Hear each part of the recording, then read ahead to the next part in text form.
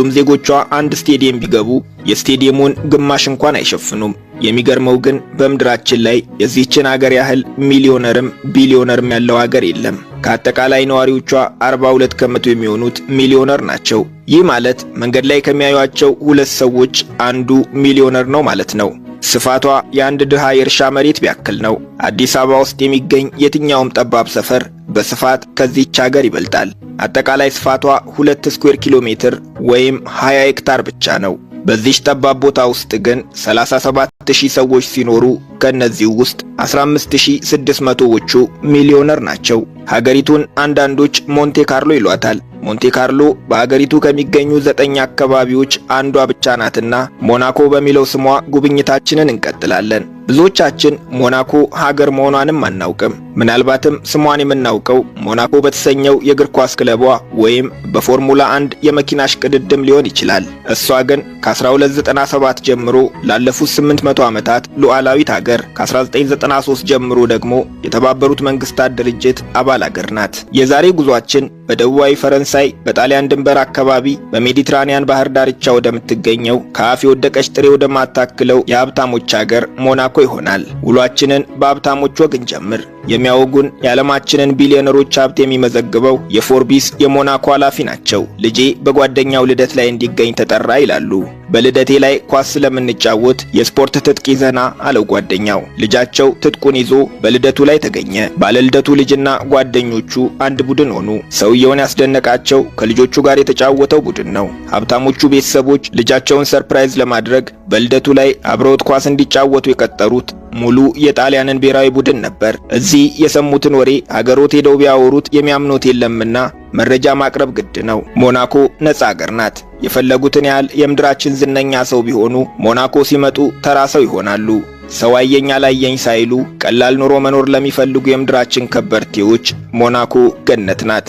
ፓፓራዚነት በሞናኮ ወንጀል ነውና እያሳደደ ፎቶ የሚያነሳቸው የለም።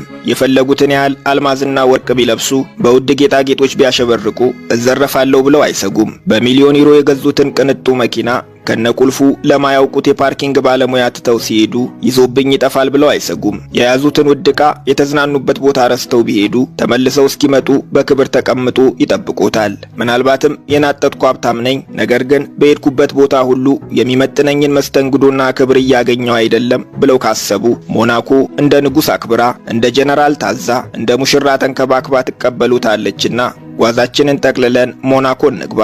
ሞናኮ ለመሄድ ተመራጩ ትራንስፖርት የግል ጀት ነው። የግል ጀት ከሌሎት እንዳሰቡት ሀብታም አይደሉም ማለት ነው። በሞናኮ የሚገኙ አብዛኞቹ ሀብታሞች የሚንቀሳቀሱት በግል ጀት ነው። ጠባቧ ሞናኮ ለኤርፖርት የሚሆን ቦታ የላትምና ጀታቸውን በ13 ኪሎ ሜትር ርቀት ላይ በምትገኘው የፈረንሳይዋ ከተማ ኒስ አቁመው ወደ ሞናኮ የሚገቡት በሄሊኮፕተር ነው። የሚያርፉበት ሆቴል አናት ላይ የሚያሳርፉ ሄሊኮፕተር ከሌሎት መኮናተር ይችላሉ።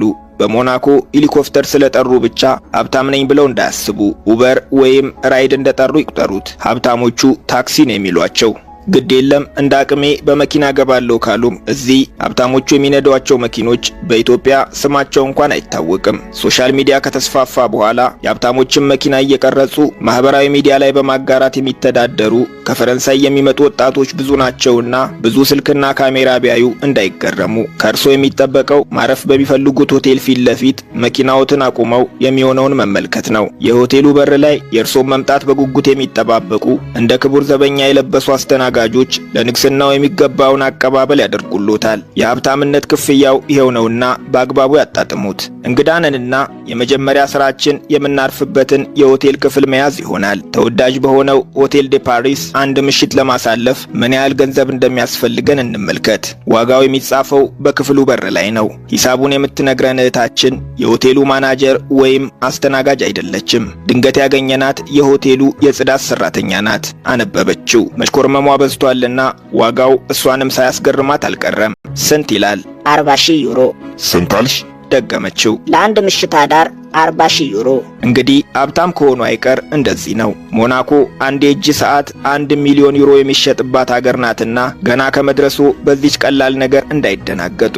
አብዛኞቹ ሀብታሞች ወደ ሞናኮ ከሚመጡባቸው ምክንያቶች አንዱ ሾፒንግ ነው። የኛዎቹ ዱባይ እንደሚሄዱት ማለት ነው። ባንገዛም እስኪ ቢሊዮነሮች ብቻ የሚንጎማለሉበትን ሾፒንግ ሴንተራቸውን እንመልከት። እዚህ እንደ ዱባይ የሰው ግርግር እንዳይጠብቁ።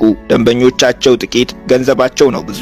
አንድ ደንበኛ አንድ ገበያ በሉት። ሴሊን፣ ሉዊ ቪቶን፣ ቻኔል፣ ዲዮርና መሰል ቅንጡ ብራንዶች ዓለማችን ላይ የትም የማይገኙ በትዕዛዝ ብቻ የሚሰሩ ዕቃዎችን የሚሸጡባቸው ሱቆች አሏቸው። ቦርሳ ቢሉ ከንጹህ ያዞ ቆዳ የተሰራ ዕውቅ ዲዛይነሮች የተጠበቡበት፣ ሰዓት ቢሉ የአልማዝ ፈርጦች ያረፉበት፣ ቢያስቀምጡት ለልጅ ልጅ የሚያወርሱት ቅርስም ሀብትም የሚሆን ነው። ቤት ገዝተው ሞናኮ መኖር ከፈለጉ ደግሞ ዋጋን ጠቁማችሁ።